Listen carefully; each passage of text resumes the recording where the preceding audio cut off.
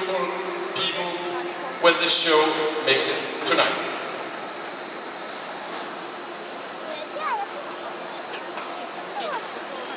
And this is why we have dress rehearsals, so we can pick things like this. This is the last things we can do. This is the last time we have to do things.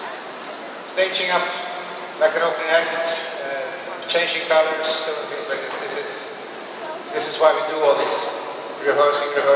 Why don't they have shoes on? Becomes one of the best shows in the world.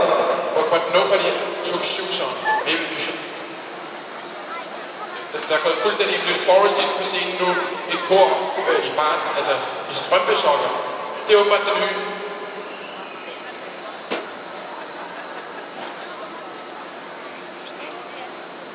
Undervejs, mine damer og herrer, der vil jeg befinde mig i en af siderne. Når man ser mig gå bananas, vinke, hæppe, skrige, så er det et lille tegn til jer om, at I skal gøre, som jeg tager tøjet af. Så tager jeg også tøjet af. I er altså godt et slags modellervoks mellem mine hænder, når jeg siger hop. Så spørger I, hvor højt. Jeg prøver hop. Så I har forstået det.